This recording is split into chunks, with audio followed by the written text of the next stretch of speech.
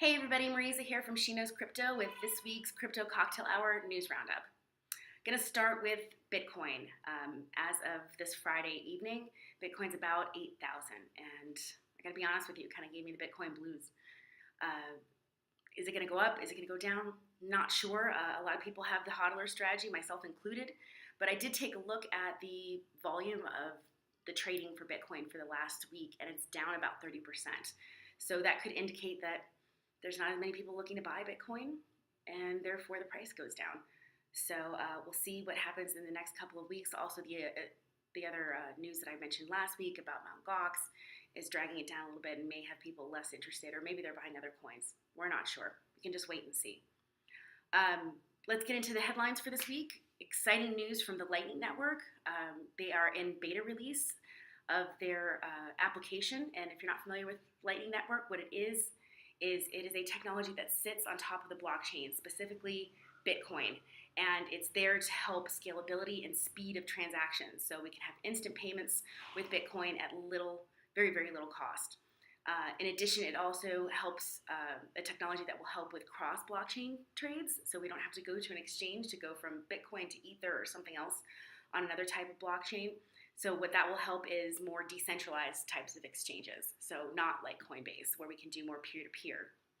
More good news from the Lightning Network. They did receive about $2.5 million in another round of seed capital, which is awesome, and from some very prominent people in technology and in finance. The CEO of Twitter, co-founder of Robinhood financial trading platform, and the CEO of PayPal were part of that additional seed round.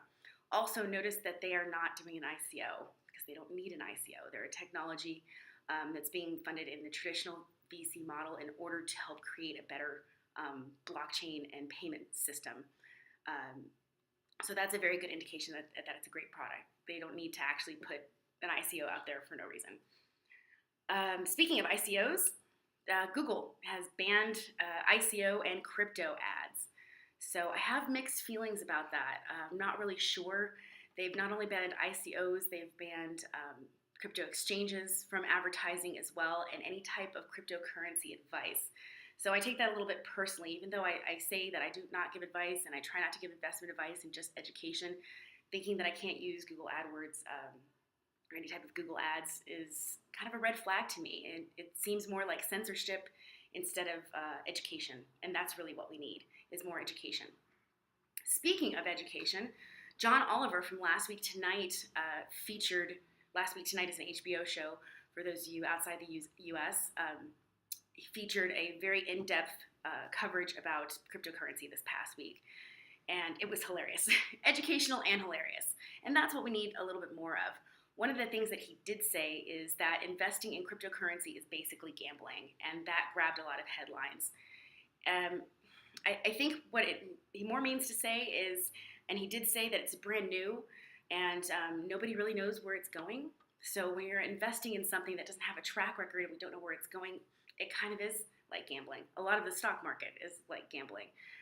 So with the less and less certainty you have of an outcome, that's what makes it gambling. So are we gambling here with cryptocurrency? I'd love to hear your opinion on that, if you think it's more like investing or more like gambling, or maybe it's just both.